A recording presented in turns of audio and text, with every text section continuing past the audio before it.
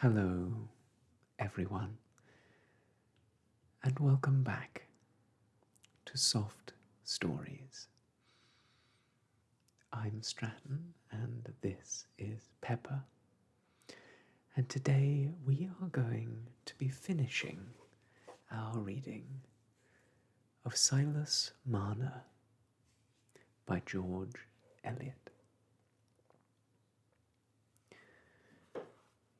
When last we left off, there had been a development between Godfrey and Nancy, who is now his wife, where he had revealed the relationship between himself and young Eppie. It seems to be their intention to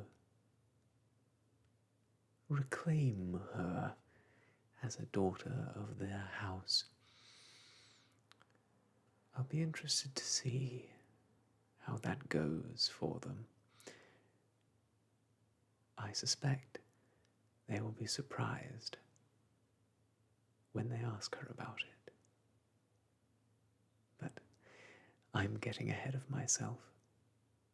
Let's dive right in with chapter 19. Between 8 and 9 o'clock that evening, Eppie and Silas were seated alone in the cottage. After the great excitement the weaver had undergone from the events of the afternoon, he had felt a longing for this quietude, and had even begged Mrs. Winthrop and Aaron, who had naturally lingered behind everyone else, to leave him alone with his child. The excitement had not passed away. It had only reached the stage where the keenness of the susceptibility makes external stimulus intolerable. When there is no sense of weariness, but rather an intensity of inward life, under which sleep is an impossibility. Anyone who has watched such moments in other men remembers the brightness of the eyes and the strange definiteness that comes over coarse features from that transient influence. It is as if a new fineness of ear for all spiritual voices had sent wonder-working vibrations through the heavy mortal frame, as if beauty born of a murmuring sound had passed into the face of the listener. Silas's face showed that sort of transfixion as he sat in his armchair and looked at Eppie.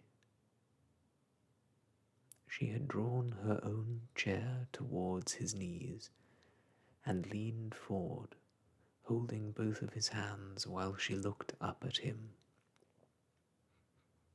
On the table near them, lit by a candle, lay the recovered gold, the old, long-loved gold, ranged in orderly heaps, as Silas used to range it in the days when it was his only joy. He had been telling her how he used to count it every night, and how his soul was utterly desolate till she was sent to him. At first, I'd a sort of feeling come across me now and then, he was saying in a subdued tone, as if you might be changed into the gold again. For sometimes, turn my head which way I would, it seemed to see the gold. I thought I should be glad if I could feel it and find it was come back. But that didn't last long. After a bit, I should have thought it was a curse come again, if it had drove you from me. For I got to feel the need of your looks and your voice and the touch of your little fingers. You didn't know then, Eppie, when you were such a little un. You didn't know what your old father Silas felt for you. But I know now, father, said Eppie. If it hadn't been for you, they'd have taken me to the workhouse, and there'd have been nobody to love me. Oh, my precious child, the blessing was mine. If you hadn't been sent to save me, I should have gone to the grave in my misery. The money was taken away from me in time, and you say it's been kept. Kept till it was wanted for you. It's wonderful. Our life is wonderful. Silas sat in silence a few minutes, looking at the money. It takes no hold of me now, he said, ponderingly. The money doesn't. I wonder if it ever could again. I doubt it might, if I lost you, Eppie. I might come to think I was forsaken again, and lose the feeling that God was good to me. At that moment, there was a knocking at the door, and Eppie was obliged to rise without answering Silas. Beautiful she looked, with the tenderness of gathering tears in her eyes and a slight flush on her cheeks, as she stepped to open the door. The flush deepened when she saw Mr. and Mrs. Godfrey Cass. She made her little rustic curtsy and held the door wide for them to enter. "We're disturbing you very late, my dear," said Mrs. Cass, taking Eppie's hand and looking in her face with an expression of anxious interest and admiration. Nancy herself was pale and tremulous. Eppie, after placing chairs for Mr. and Mrs. Cass, went to stand against Silas, opposite to them. "Well, Marner," said Godfrey, trying to speak with perfect firmness, "it's a great comfort to me to see you with your money again, that you've been deprived of so many years. It was one of my family did you the wrong, the more grief to me, and I feel bound to make up to you for it in every way. Whatever I can do for you will be nothing but paying a debt, even if I looked no farther than the robbery. But there are other things I'm beholden, shall be beholden to you for, Marner." Godfrey checked himself. It had been agreed between him and his wife that the subject of his fatherhood should be approached very carefully, and that, if possible, the disclosure should be reserved for the future, so that it might be made to Eppie gradually. Nancy had urged this because she felt strongly the painful light in which Eppie must inevitably see the relation between her father and mother. Silas, always ill at ease when he was being spoken to by betters such as Mr. Cass, tall, powerful, florid men, seen chiefly on horseback, answered with some constraint, "Sir, I've a deal to thank you for already. As for the robbery, I count it no loss to me. And if I did, you couldn't help it. You weren't answerable for it.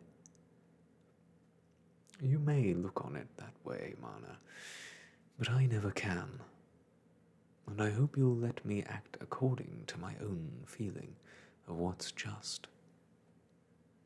I know you're easily contented. You've been a hard-working man all your life.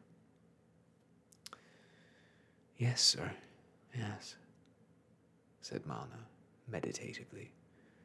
I should have been bad off without my work. It was what I held by when everything else was gone from me. Ah, said Godfrey, applying Marner's words simply to his bodily wants. It was a good trade for you in this country, because there's been a great deal of linen weaving to be done. But you're getting rather past such close work, Marner. It's time you laid by and had some rest. You look a good deal pulled down, for you're not an old man, are you? 55, as near as I can say, sir, said Silas. Oh, why, you may live 30 years longer. Look at old Macy. And that money on the table, after all, is but little. It won't go far either way, whether it's put out to interest, or you were to live on it as long as it would last. It wouldn't go far if you'd nobody to keep but yourself. And you've had two to keep for a good many years now. Sir, said Silas, unaffected by anything Godfrey was saying, I'm in no fear of want. We shall do very well. Eppie and me will do well enough. There's few working folks have got so much laid by as that. I don't know what it is to gentlefolks, but I look upon it as a deal, almost too much. And as for us, it's little we want.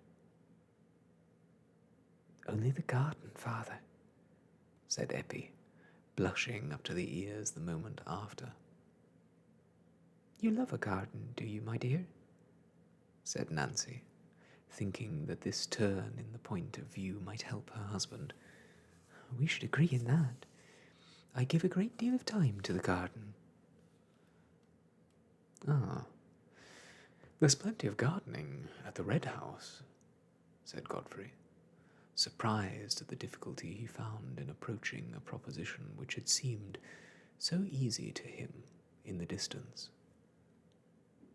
You've done a good part by Eppie, Marner, for 16 years. It would be a great comfort to you to see her well provided for, wouldn't it?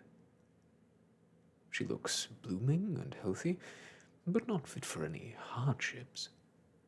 She doesn't look like a strapping girl come of working parents. You'd like to see her taken care of by those who can leave her well off and make a lady of her. She's more fit for it than for a rough life, such as she might come to have in a few years' time. A slight flush came over Marner's face and disappeared like a passing gleam.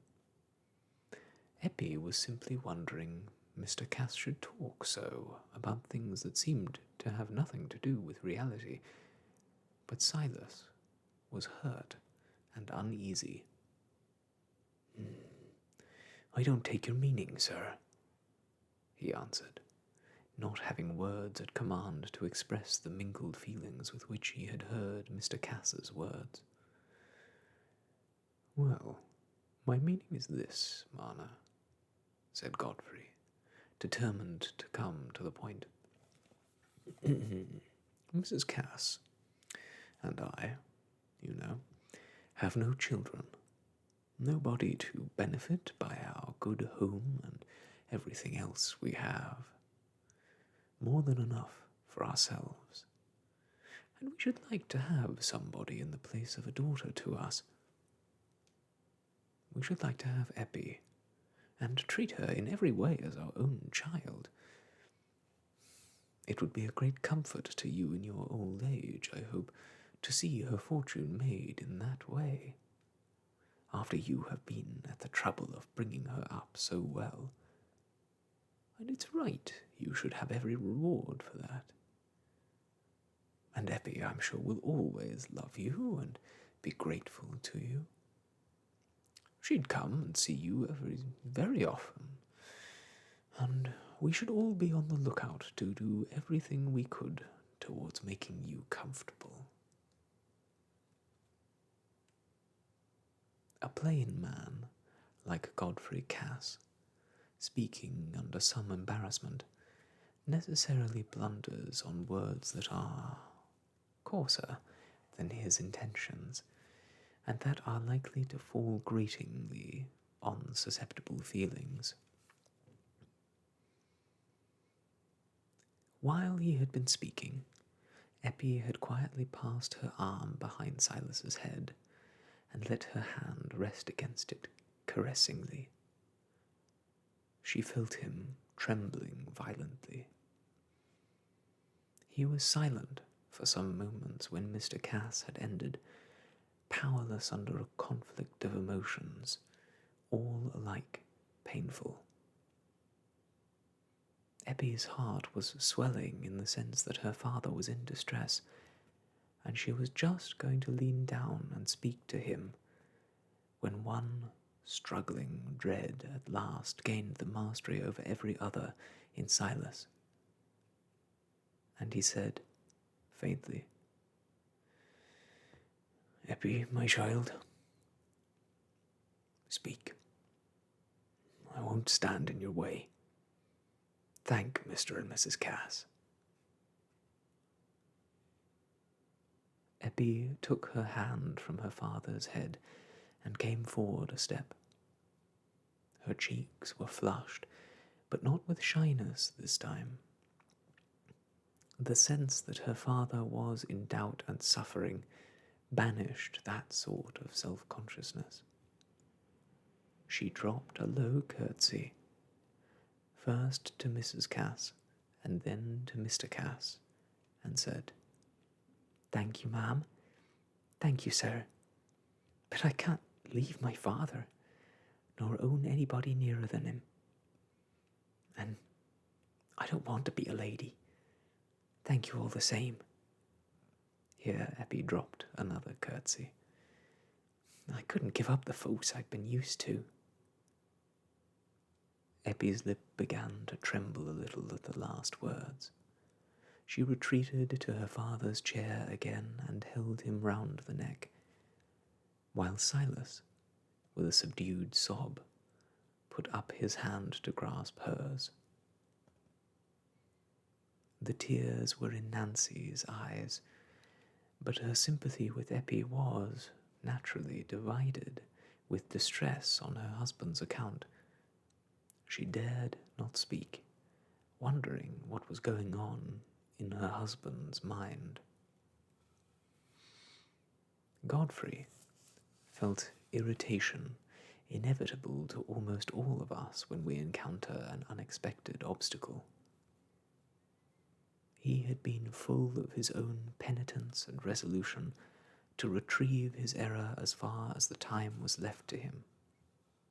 He was possessed with all-important feelings that were to lead to a predetermined course of action which he had fixed on as the right, and he was not prepared to enter with lively appreciation into other people's feelings counteracting his virtuous resolves.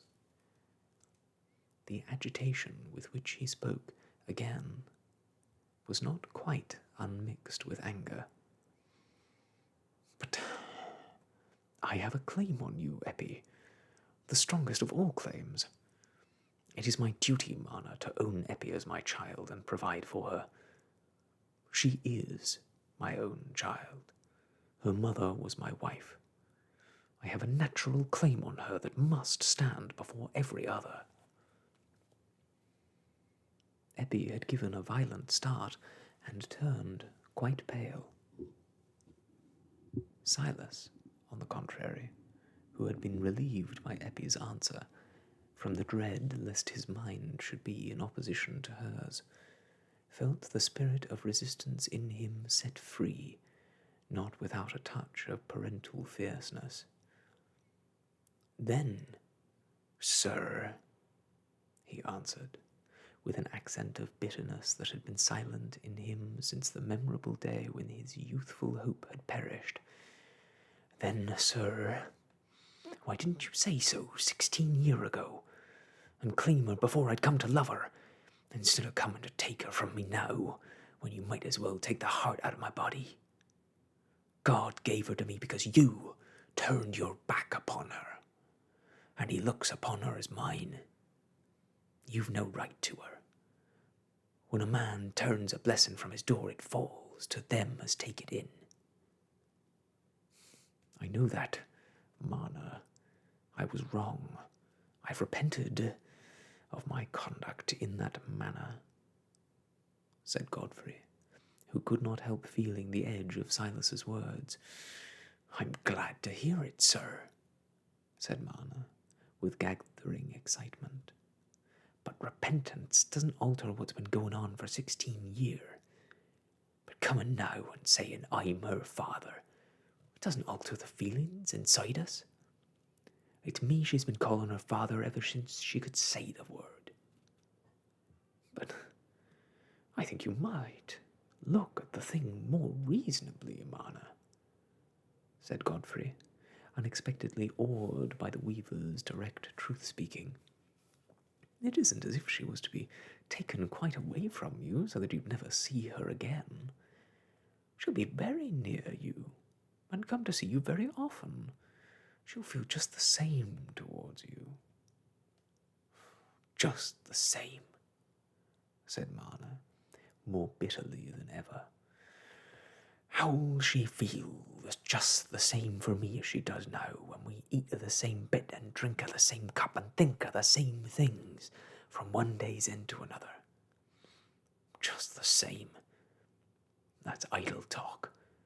You'd cut us in two." Godfrey, unqualified by experience to discern the pregnancy of Marner's simple words, felt rather angry again.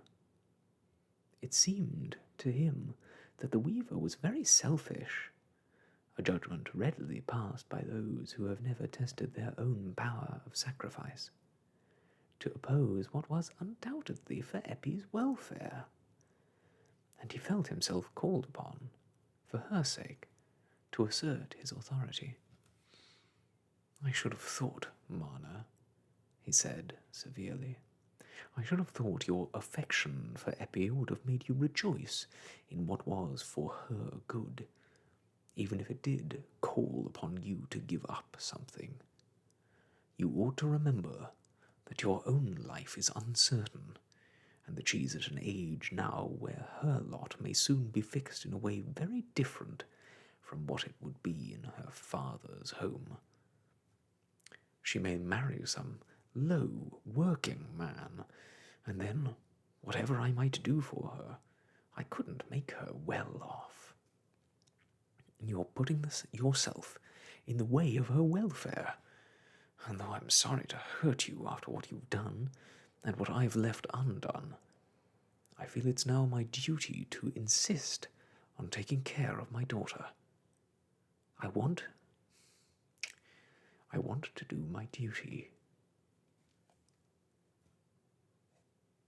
It would be difficult to say whether it was Silas or Eppie that was most deeply stirred by this last speech of Godfrey's.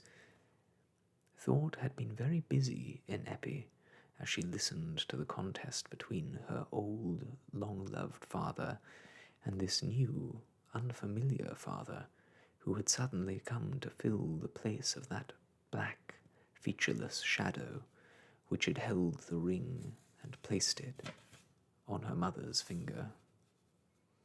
Her imagination had darted backwards in conjectures and forwards in previsions of what this revealed fatherhood implied, and there were words in Godfrey's last speech which helped to make the provisions especially definite.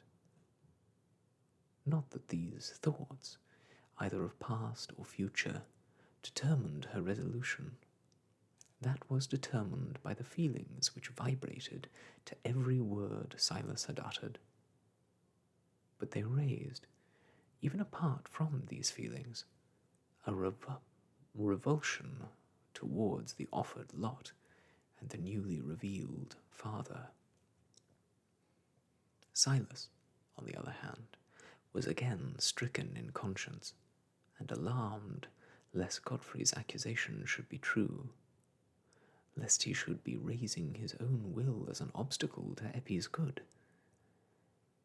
For many moments he was mute, struggling for the self-conquest necessary to the uttering of the difficult words.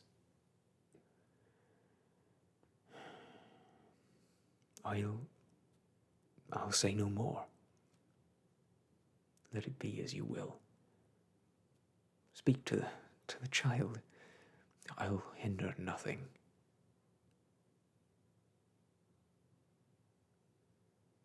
Even Nancy, with all the acute sensibility of her own affections, shared her husband's view that Marner was not justifiable in his wish to retain Eppie, after her very real father had avowed himself. She felt that it was a very hard trial for the poor weaver, but her code allowed no question that a father by blood must have a claim above that of any foster father.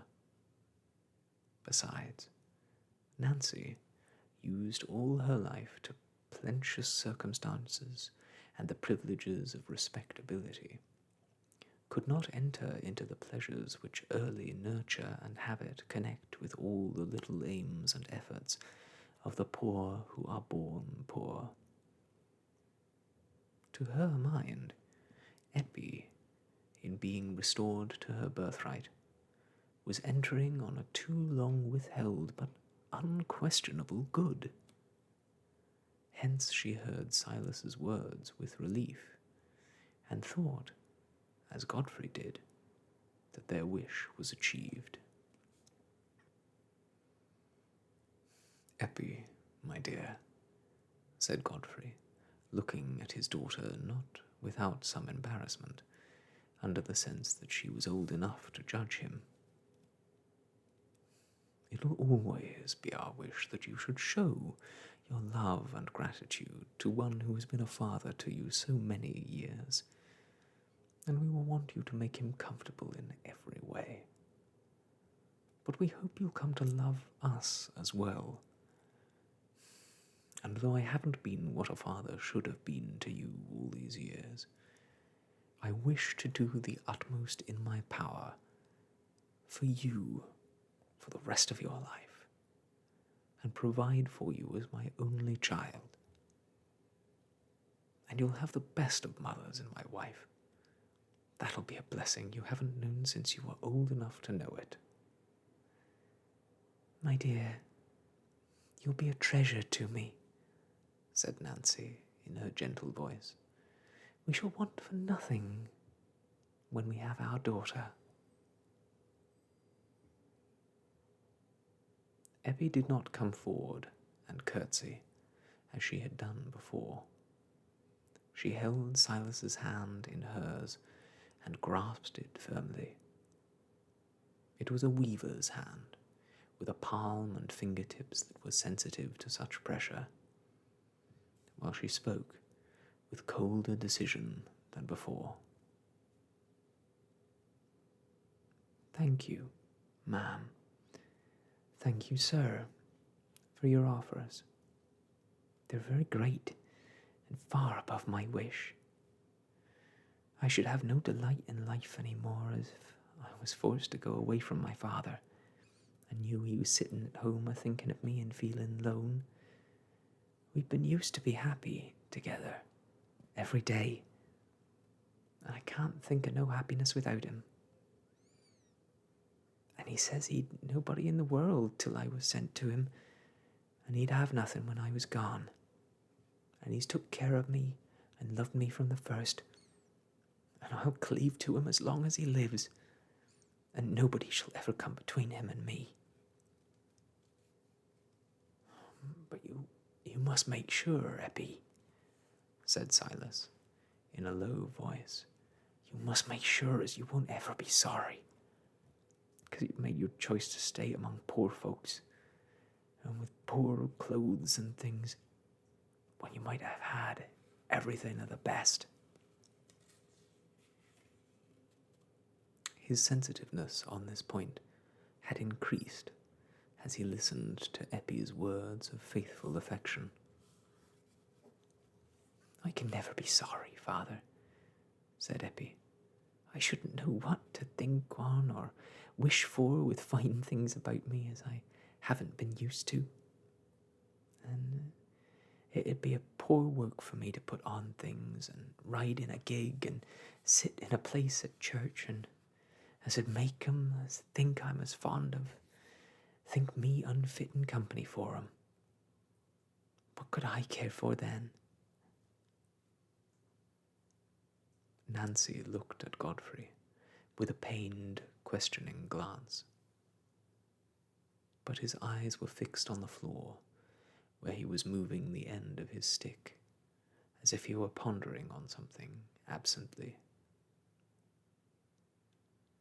She thought there was a word which might, perhaps, come better from her lips than from his.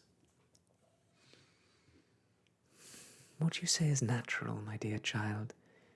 It's natural you should cling to those who've brought you up, she said mildly. But there's a duty you owe to your lawful father. There's perhaps something to be given up on more sides than one. When your father opens his home to you, I think it's right you shouldn't turn your back on it. I can't feel as I've got any father but one, said Eppie, impetuously while the tears gathered. I've always thought of a little home where he'd sit in the corner and I should fend and do everything for him. I can't think of no other home. I wasn't brought up to be a lady, and I can't turn my mind to it. I like the working folks and their victuals and their ways. And, she said, passionately while the tears fell, I'm promised to marry a working man, as'll live with father and help me to take care of him. Godfrey looked up at Nancy with a flushed face and a smarting dilation of the eyes. This frustration of a purpose towards which he had set out under the exalted consciousness that he was about to compensate in some degree for the greatest demerit of his life made him feel the air of the room stifling. Let us go, he said in an undertone. We won't talk of this any longer now, said Nancy, rising. We're your well-wishers, my dear, and yours too, Marner. We shall come and see you again. It's getting late now. In this way, she covered her husband's abrupt departure, for Godfrey had gone straight to the door, unable to say more. Chapter 20. Nancy and Godfrey walked home under the starlight in silence. When they entered the oaken parlour, Godfrey threw himself into his chair, while Nancy laid down her bonnet and shawl, and stood on the hearth near her husband, unwilling to leave him even for a few minutes, and yet fearing to utter any word, lest it might jar on his feeling.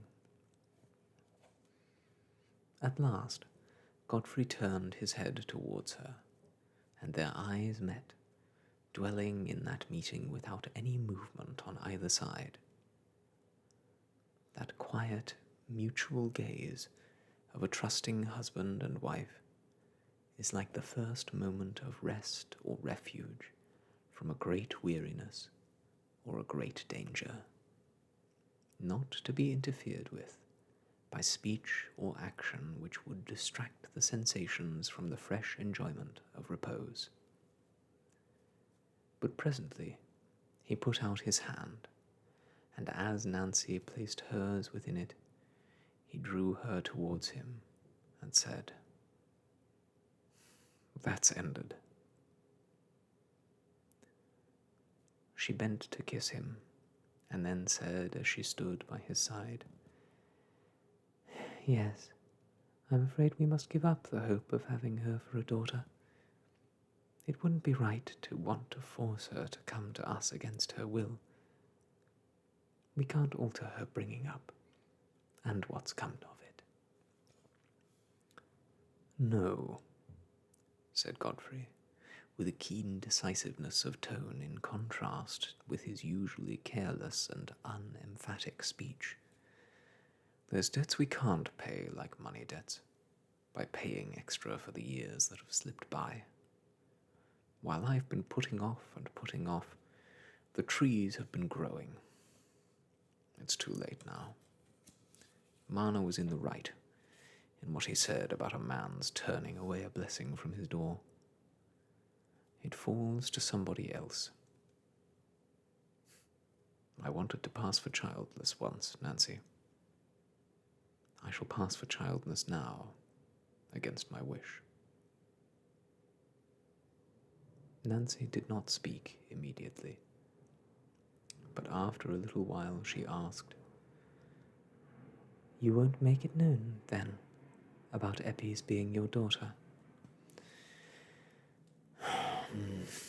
"No. Where would be the good to anybody? Only harm. I must do what I can for her in the state of life she chooses. I must see who it is she's thinking of marrying." "If it won't do any good to make the thing known," said Nancy, who thought she might now allow herself the relief of entertaining a feeling which she had tried to silence before. "I should be very grateful for Father and Priscilla never to be troubled with knowing what was done in the past, more than about Dunsey. It can't be helped their knowing that." "I shall put it in my will. I think I shall put it in my will. I shouldn't like to leave anything to be found out like this of Dunsey," said Godfrey meditatively. "But I can't see anything but difficulties that had come from telling it now. I must do what I can to make her happy in her own way. I've a notion," he added, after a moment's pause. "It's Aaron Winthrop she meant she was engaged to. I remember seeing him with her and Marner going away from church." "Well, he's very sober and industrious," said Nancy, trying to view the matter as cheerfully as possible. Godfrey fell into thoughtfulness again. Presently he looked up at Nancy sorrowfully and said, "She's a very pretty, nice girl, isn't she, Nancy?" "Yes, dear, and with just your hair and eyes. I wondered it had never struck me before." "I think she took a dislike to me at the thought of my being her father. I could see a change in her manner after that." "She couldn't bear to think of not looking on Marner as her father," said Nancy, not wishing to confirm her husband's painful impression. "She thinks I did wrong by her mother, as well as by her. She thinks me worse than I am, but she must think it. She can never know all. It's part of my punishment, Nancy, for my daughter to dislike me. I should never have got into that trouble if I'd been true to you, if I haven't been a fool. I'd no right to expect anything but evil to come of that marriage. And when I shirked doing a father's part, too. Nancy was silent. Her spirit of rectitude would not let her try to soften the edge of what she felt to be a just compunction. He spoke again after a little while, but the tone was rather changed. There was a tenderness mingled with the previous self-reproach. And I got you, Nancy, in spite of all. And yet I've been grumbling and uneasy because I hadn't something else, as if I deserved it. You've never been wanting to me, Godfrey, said Nancy with quiet sincerity. My only trouble would be gone if you resigned yourself to the lot that's given to us. Well, perhaps it isn't too late to mend a bit there. Though it is too late to mend some things, say what they will. Chapter 21. The next morning, when Silas and Eppie were seated at their breakfast, he said to her, Eppie, there's a thing I've had on my mind to do this 2 year, and now the money's been brought back to us. We can do it. I've been turning it over and over in the night, and I think we'll set out tomorrow, when the fine days last. We'll leave the house and everything for your godmother to take care on, and we'll make a little bundle of things and set out. Where to go, Daddy? Said Eppie, in much surprise.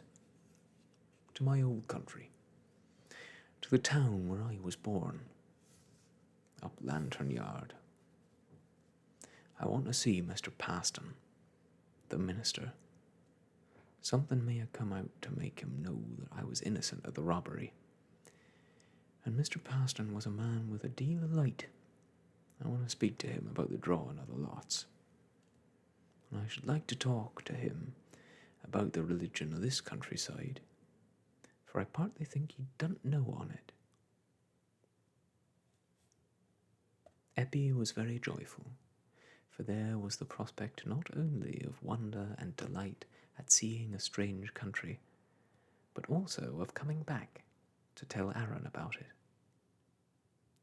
Aaron was so much wiser than she was about most things. It would be rather pleasant to have this little advantage over him.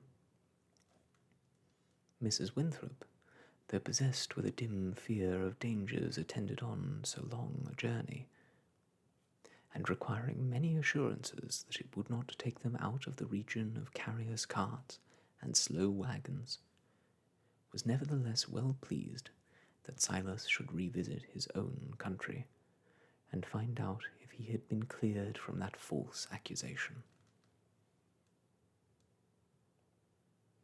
You'd be easier in your mind for the rest of your life, Master Marner, said Dolly.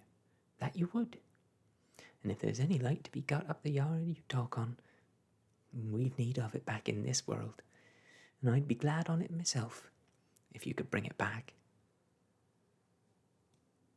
So, on the 4th day from that time, Silas and Eppie, in their Sunday clothes, with a small bundle tied in a blue linen handkerchief, were making their way through the streets of a great manufacturing town.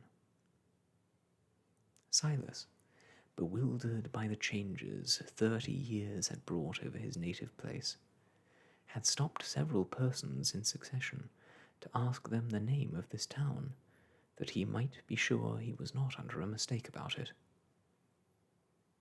Ask for Lantern Yard, father. Ask this gentleman with the tassels on his shoulders a-standing at the shop door. He isn't in a hurry like the rest, said Eppie, in some distress at her father's bewilderment, and ill at ease besides, amidst the noise, the movement, and the multitude of strange, indifferent faces. My child, he won't know anything about it, said Silas. "Gentlefolks don't ever go up in the yard. But happen somebody can tell me which is the way to Prison Street, where the jail is. I know the way out of that, as if I'd seen it yesterday."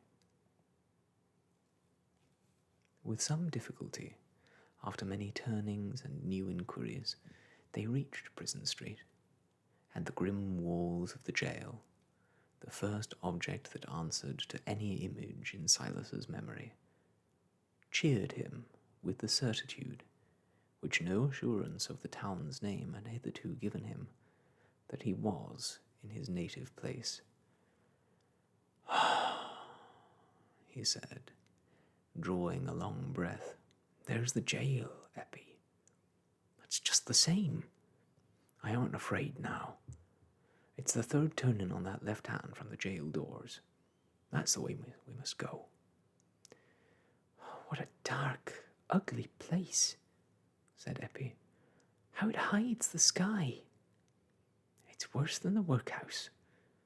I'm glad you don't live in this town now, Father. Is Lantern Yard like this street?"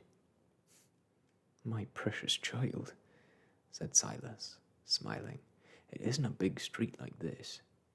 I never was easy in this street myself, but I was fond of Lantern Yard. The shops here are all altered, I think. I can't make 'em out, but I shall know the turning, because it's the third." "Here it is," he said, in a tone of satisfaction, as they came to a narrow alley. "And then we must go to the left again, and then straight forward a bit, up Shoe Lane, and then we shall be at the entry next to the o'erhanging window, where there's the nick in the road for the water to run. I can see it all." "Oh, Father, I'm like as if I was stifled," said Eppie. "I couldn't have thought as many folks lived in this way, so close together. How pretty the stone pits'll look when we get back."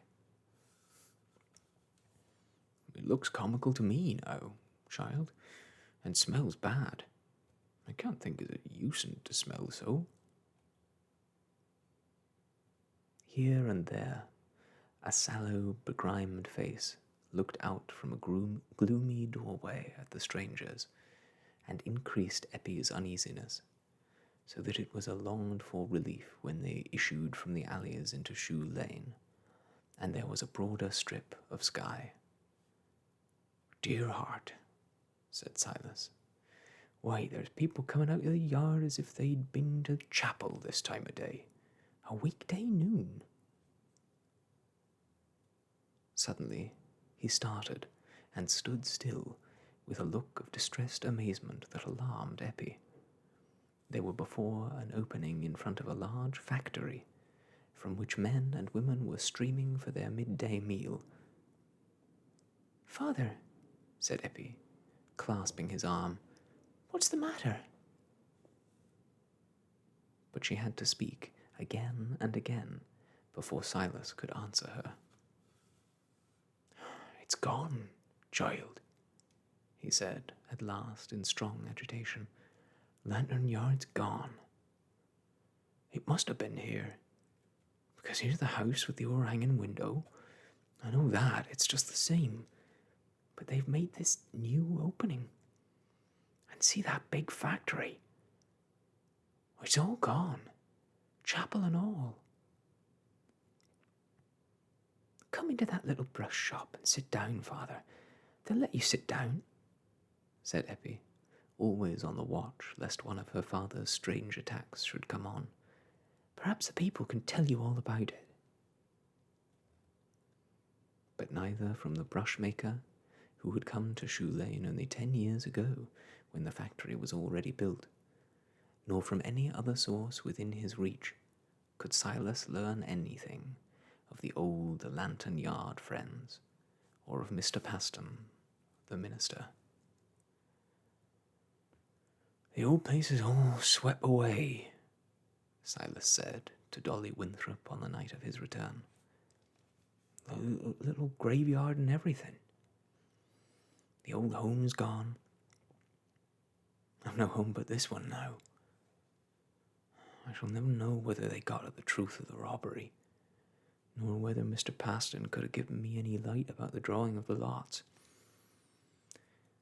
It's dark to me, Mrs. Winthrop. That is, I doubt it'll be dark to the last.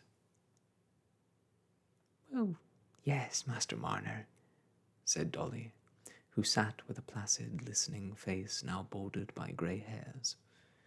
I doubt it may. It's the will of them above, as many things should be dark to us. But there's some things as I've never felt in the dark about, and they're mostly what comes in the day's work. You were hard done by, that once, Master Marner, and it seems as you'll never know the rights of it. But that doesn't hinder there being a rights, Master Marner, for it's all dark, to you and me. No, said Silas. No, that doesn't hinder. Since the time the child was sent to me, I've come to love her as myself. I've had light enough to trust and by. And now, she says she'll never leave me. And I think I can trust her till I die.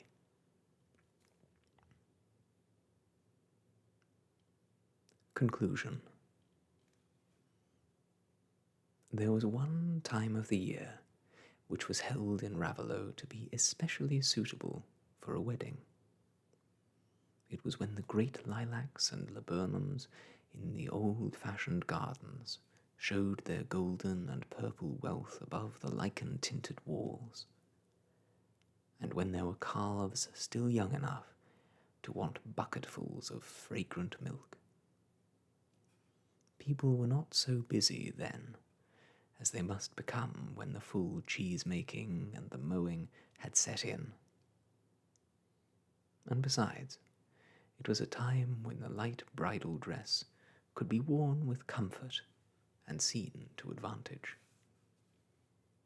Happily, the sunshine fell more warmly than usual on the lilac tufts the morning that Eppie was married, for her dress was a very light one. She had often thought, though with a feeling of renunciation, that the perfection of a wedding dress would be a white cotton with the tiniest pink sprig at wide intervals, so that when Mrs. Godfrey Cass begged to provide one, and asked Eppie to choose what it should be, previous meditation had enabled her to give a decided answer at once. Seen at a little distance as she walked across the churchyard and down the village, she seemed to be attired in pure white, and her hair looked like the dash of gold on a lily. One hand was on her husband's arm, and with the other she clasped the hand of her father Silas. "You won't be giving me away, father," she had said before they went to church. "You'll only be taking Aaron to be a son to you." Dolly Winthrop walked behind with her husband, and there ended the little bridal procession. There were many eyes to look at it, and Miss Priscilla Lammeter was glad that she and her father had happened to drive up to the door of the Red House just in time to see this pretty sight. They had come to keep Nancy company today, because Mr. Cass had had to go away to Litherley for special reasons. That seemed to be a pity, for otherwise he might have gone, as Mr. Crackenthorpe and Mr. Osgood certainly would, to look on at the wedding feast, which he had ordered at the Rainbow, naturally feeling a great interest in the weaver who had been wronged by one of his own family. "I could have wished Nancy had had luck to find a child like that and bring her up," said Priscilla to her father, as they sat in the gig. I should have had something young to think of then, besides the lambs and the calves.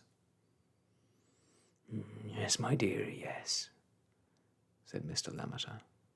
One feels that as one gets older.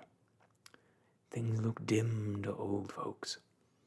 They'd need to have some young eyes about 'em to let 'em know the world's the same as it used to be. Nancy came out now to welcome her father and sister, and the wedding group had passed on beyond the red house to the humbler part of the village. Dolly Winthrop was the first to divine that old Mr. Macy, who had been set in his armchair outside his own door, would expect some special notice as they passed, since he was too old to be at the wedding feast. "Mr. Macy's looking for a word from us," said Dolly. "He'll be hurt if we pass him and say nothing, and him so racked with rheumatiz." So they turned aside to shake hands with the old man. He had looked forward to the occasion, and had his premeditated speech. "Well, Master Marner," he said, in a voice that quavered a good deal, "I've lived to see my words come true.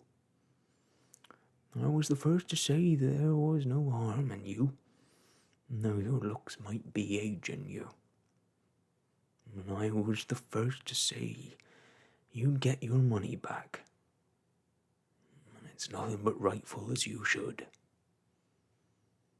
And I'd have said the amens and willing at the holy matrimony, but Tukey's done it a good while now. And I hope you'll have none the worse luck." In the open yard before the rainbow, the party of guests were already assembled, though it was still nearly an hour before the appointed feast time.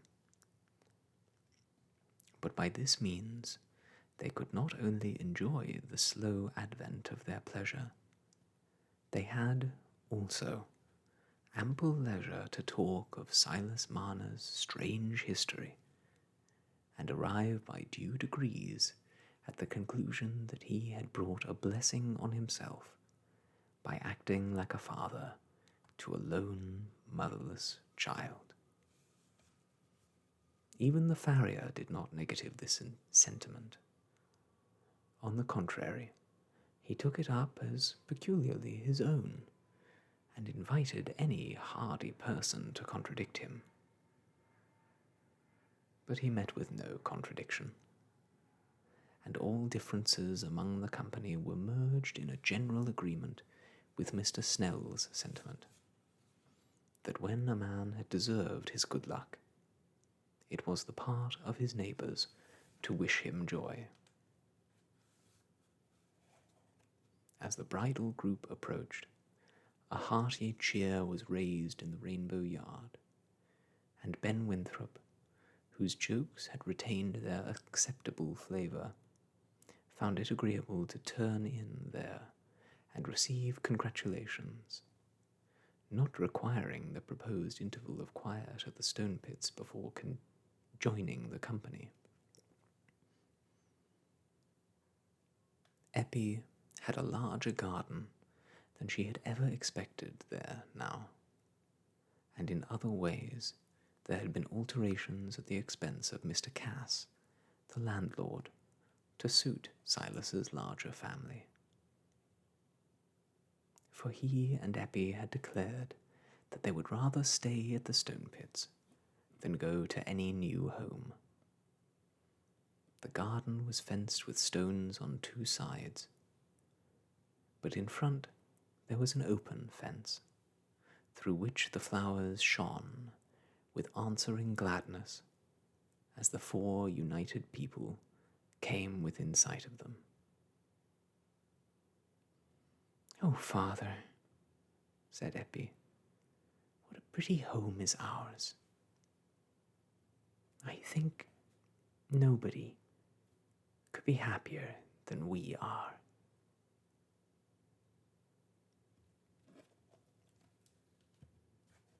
And that, my friends, is the end of Silas Marner by George Eliot. Thank you all so much for reading along with me. As I mentioned at the start of this series, I was familiar with George Eliot's work and had read one of her other books, The Mill on the Floss.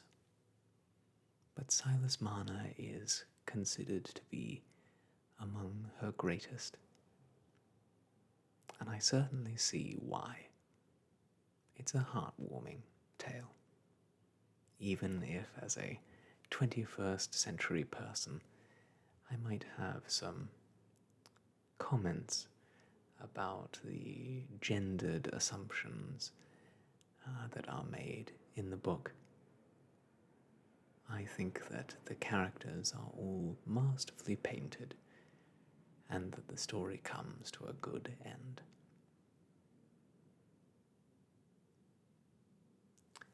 I hope you all have enjoyed yourselves as well. Next time we meet, we'll be reading something different. I look forward to you joining me again next time. But until next we meet, I must leave you. I wish you all the best, and goodbye.